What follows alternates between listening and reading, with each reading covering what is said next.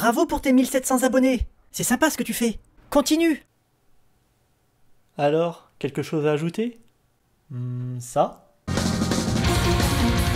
Ok, c'est bon, j'ai compris. Mes vidéos ont quelques petits défauts, mais ça va changer car je vais réaliser mon meilleur rétro comics, le plus drôle, le plus hilarant, le plus fandard. Donne-moi un comics.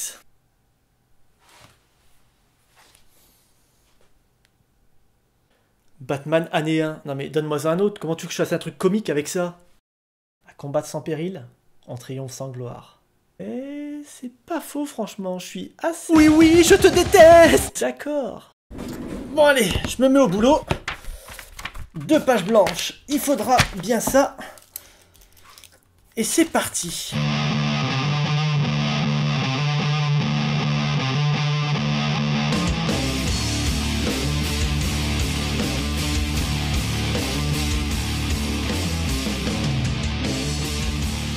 Ah, voyons voir.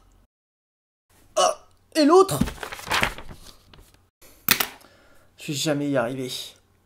Ah si, je vais faire des sketchs. Mais pour ça, faut être 2, je peux compter sur toi?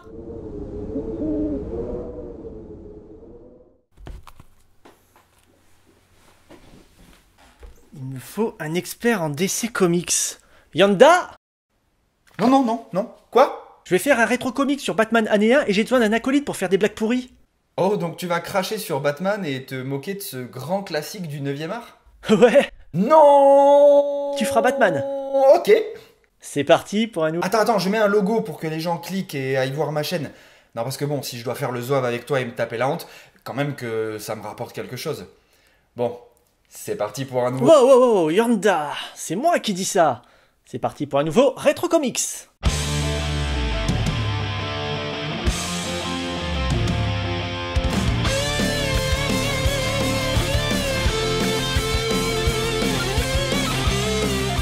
Aujourd'hui, on va parler d'un livre édité par DC Comics en 1987, écrit par Frank Miller et dessiné par David Mazzucchelli. Mazzucchelli. Alors je vais être clair, je vais spolier une grande partie de l'histoire. Si vous ne l'avez pas lu, je vous conseille d'arrêter cette vidéo. Enfin, laissez-la tourner quand même, que ça me fasse des vues. Mais de toute façon, ne vous inquiétez pas, je vais zapper une tonne de trucs, comme d'habitude. Tout commence avec l'arrivée de Gordon en train et le retour de Bruce Wayne en avion à Gotham. Oui, car tout le livre va suivre parallèlement les vies de Gordon et de Wayne et leur début dans la ville de Batman. Gordon découvre le commissariat où il a été muté ainsi que ses nouveaux collègues, tandis que Bruce Wayne retrouve Alfred au manoir de la famille Wayne. Loeb, le chef de la police, est pourri jusqu'à la moelle et complètement corrompu par la mafia locale. Flass,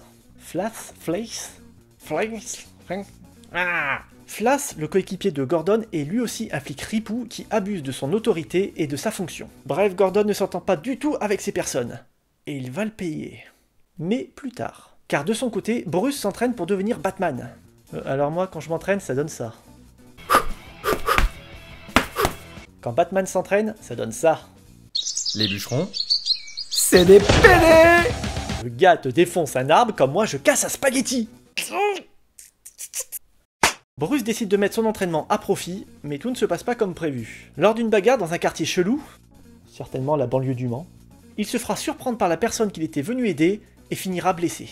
Au même moment, parce que parallèle des parcours, vous vous souvenez, Gordon se prend une branlée par des mecs masqués armés de battes de baseball.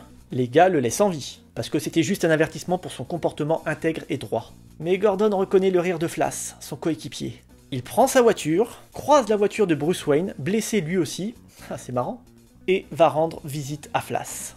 Ouais, quand toi tu te fais tabasser, tu réfléchis à une vengeance, comment t'y prendre, quelle stratégie adopter. Gordon, le soir même, il monte chez le gars, lui donne une batte de baseball pour lui laisser une chance, lui fout une branlée et le menotte à poil au milieu de la route.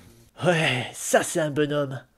Bruce Wayne, lui, en a profité pour rentrer chez lui. Il est en sang et se demande pourquoi, malgré toute sa technique et sa force, il est venu à bout difficilement de ses adversaires. Comment faire?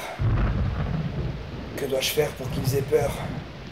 À ce moment-là, une chauve-souris casse la vitre. Bruce Wayne a alors pris sa décision. Oui, je serai chauve-souris. Bien sûr, un animal si stupide qu'il n'a même pas vu l'énorme fenêtre devant lui. Tout est parfaitement logique. Mais si, ça fait référence à une peur enfantine, au fait qu'il y a une cave sous le manoir. Cet animal nocturne-là n'a pas été choisi par hasard. Tu veux un truc pas logique? T'aurais préféré que ça se passe comme ça? Que dois-je faire pour qu'ils aient peur? Oui. Je serai... Hein? Quoi? Non, non, non, mais... Yanda. Bref, ainsi s'achève le premier chapitre de la genèse de Batman, où, avec une fluidité parfaite, on nous a présenté les personnages principaux, les ennemis, pourquoi le déguisement en chauve-souris, et on croise même de façon subtile la future Catwoman lorsque Bruce se fait attaquer en ville. De façon subtile. Je sais pas si vous connaissez Gotham, la série qui revient sur toute la mythologie de Batman avant Batman. Bref, ce dont je viens de vous parler. Mais la subtilité, là, ils l'ont entouré de PQ et ils l'ont jeté aux chiottes! Juste 2 minutes, mais Gotham, je suis obligé d'en parler.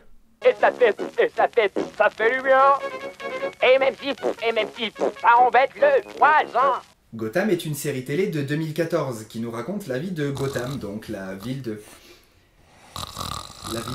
Batman. Donc, mais la série revient sur les événements avant la création de Batman. On assiste à l'arrivée du pingouin, à l'ascension de Gordon. Oh, Picasso! Et on suit les aventures de tout ce beau monde introduit généralement au lance-roquettes. Vous voulez un exemple? Voici les toutes premières secondes de la série.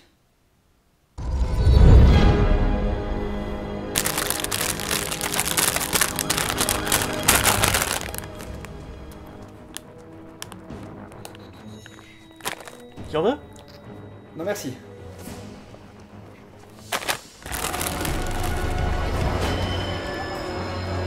Ah! Elle se déplace comme un félin. Ah, je pense que c'est Catwoman. Ah! Son bonnet lui donne des oreilles de chat. Ouais, c'est Catwoman. Ah! C'est une voleuse. Ouais, ok, c'est Catwoman. Oh mon dieu, elle a une bouteille de lait! Nom de Dieu, mais c'est bon, on a compris, c'est Catwoman! Mais qu'est-ce que tu vas faire dans le deuxième épisode? Te nettoyer l'anus avec la langue? C'est pas possible! Ah, c'est bon, j'en ai marre, je vais à la Batcave. Tiens, bah même chose, la Batcave par exemple. Vite, mon entrée secrète derrière ma bibliothèque. Ah non, c'est pas ça. Yanda, tu n'as pas de Batcave! La Batcave donc! Non, ah mais comment tu veux que je trouve? Il y a trop de bouquins dans cette bibliothèque! Yanda... La Batcave dans le comics n'est que suggérée. Tout reste dans le crédible, à l'échelle humaine. Mais revenons à Gordon qui continue à se faire des ennemis. Comme par exemple lors d'une prise d'otage où il est intervenu pour éviter que ça tourne au massacre à cause d'un de ses abrutis de collègues. Chef, j'avais posé mes bottes et Gordon a chié dedans. Ouais, Gordon, en plus d'en avoir des grosses, il voit des bottes, il chie dedans. Un vrai bonhomme, je vous dis. Batman, en vrai et avec le costume cette fois-ci, commence à faire parler de lui. Gordon est d'ailleurs chargé de l'enquête. Et la légende est en marche. Certaines personnes, comme Flash, pensent que Batman n'est pas humain. C'est la théorie qui balance lors d'une réunion, et Gordon, qui a pris de l'assurance, ne se gêne pas pour se moquer de lui. Flash, apportez-moi vos bottes que je chie dedans. Le mec ne se déplace même plus, tu lui apportes tes bottes. Respect. On en profite pour découvrir l'inspecteur Essen, une femme... normale. Non, parce que Frank Miller a l'habitude d'écrire des femmes un peu... nympho pour pas dire de gros mots. Mais là, elle travaille avec Gordon, qui lui est marié avec sa femme qui attend un enfant, donc normalement, devrait pas y avoir de soucis. Ah, Miller, tu peux pas t'en empêcher! Bref, Gordon soupçonne plusieurs personnes d'être Batman, dont Bruce Wayne, à qui il va poser quelques questions. Ouais, la scène se passe comme ça, donc en vrai, ça donnerait ça. Bonjour, Oui. inspecteur Gordon.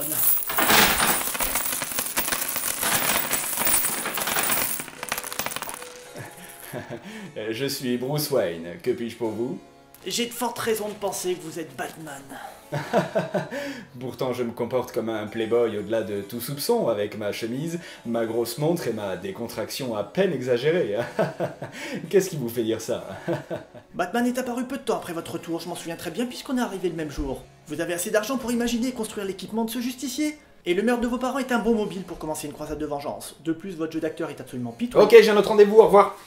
Bon, Gordon n'a aucune preuve, donc il laisse tomber. Et puis, il a autre chose à penser. Ses ennemis l'ont photographié avec l'inspecteur Essen. Mais ce n'est pas Chalabal. N'importe qui serait mal, là. Mais on parle de Gordon. Le chieur de bottes de l'année. Les mecs qui le menacent, il en a rien à faire. Chérie, il faut qu'on parle. Tu vois ça? C'est ma couille gauche qui passe devant le soleil. Le gars, il a trompé sa femme, on menace de tout raconter, mais il s'en fout. C'est lui qui va tout raconter à sa gonzesse. Un vrai bonhomme, je vous dis. Et après, il lui fait l'amour 3 fois dans le jardin public à côté de chez eux. Bon, là, j'extrapole, hein. Mais ça m'étonnerait pas. Un vrai bonhomme. N'empêche que maintenant, ses ennemis, le commissaire Loeb et compagnie, ils l'ont jusqu'au trognon. Ils peuvent pas s'attaquer à Gordon. Ils peuvent pas s'attaquer à son couple. Qu'est-ce qu'il leur reste? Les enfants. Ah, où ça? C'est moi qui les ai vus en premier.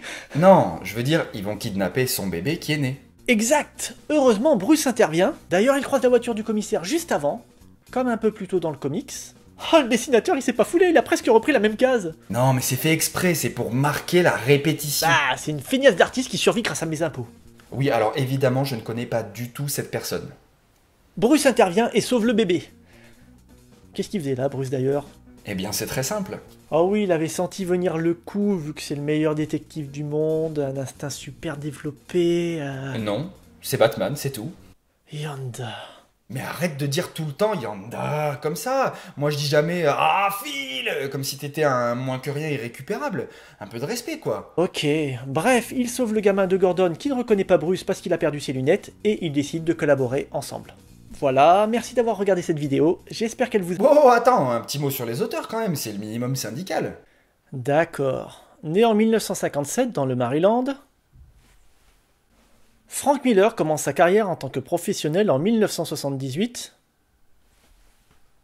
chez l'éditeur Golki. Après quoi? Après diverses publications chez Marvel et DC Comics, il se voit confier le dessin de la série Daredevil en 1960. Ah, c'est bon, il y a des vidéos pour ça, c'est pas le but de cette chaîne. Bon bah au moins un mot sur le dessinateur, Mazzucchelli, né en 1960, avec qui Miller collabora sur la série Daredevil, enseignant à New York. Bah bon, tiens, lis ça.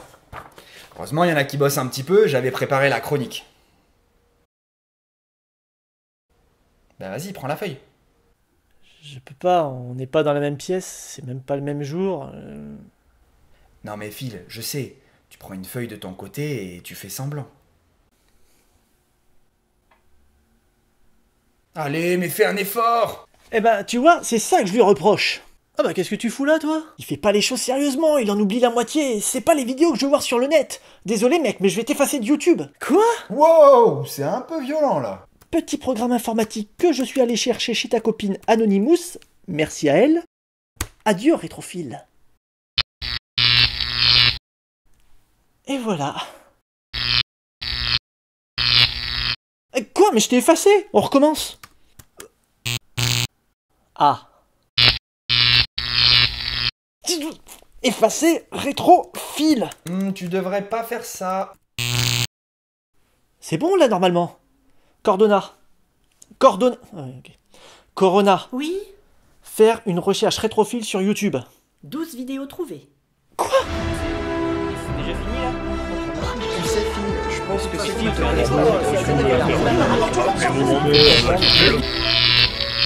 Et oui, un peu comme Gordon et sa collaboration avec Batman à la fin de ce chef-d'œuvre, j'ai fini par me répandre sur YouTube tel un virus, suite à mes collaborations avec certains super-héros du net. Et c'était cool à chaque fois. Ça change rien au fait que tu backes tes vidéos, pas vrai Yanda? je suis pas trop d'accord. Merci quoi? Faire des vidéos, c'est faire des choix. On peut pas aborder un sujet, un artiste ou une œuvre dans sa totalité. Faut savoir se limiter, choisir un cap. Comme moi par exemple, j'ai choisi de concentrer mes chroniques sur un seul comics, et de citer les artistes sans particulièrement revenir sur l'ensemble de leur carrière. Avec nos vidéos, on est juste une petite porte d'entrée vers le monde des comics et sa culture, libre après à chacun de creuser en fonction de ses envies ou de sa curiosité. C'est vrai ça. Et toi, t'aimes pas les vidéos sur internet? Ouais, je vais me faire voir. Non, fais-en. Hein? Fais des vidéos. Tu ne te retrouves pas dans ce que tu vois, tu penses que tu peux faire mieux ou juste apporter ta modeste pierre à l'édifice? Eh ben lance-toi. Non, ça doit être super dur, et puis les autres, enfin je peux pas quoi. C'est vrai que c'est pas évident, surtout au début. Quand on regarde nos vieilles vidéos, on rigole. Mais avec le temps, on prend un peu plus d'assurance, on évite certaines erreurs de débutants, et parfois le résultat est pas si mal. Faut juste pas avoir peur de se lancer, et accepter qu'il y aura toujours quelques petits défauts. Quand je pense qu'il y a un an, on était une dizaine à tout casser, et qu'aujourd'hui il y a plein de vidéastes comics, et je les remercie pour leur boulot et le plaisir que je prends à regarder leurs vidéos. Pareil pour moi, tous ces amateurs ont franchi le pas, ont eu ce petit grain de folie qui a tout déclenché. Faut pas avoir peur de se faire plaisir. Vous voulez faire des vidéos? Bah faites-le. Je vais pas vous faire le couplet comme quoi la vie est trop courte, hein, mais peu importe votre âge, votre boulot, votre timidité...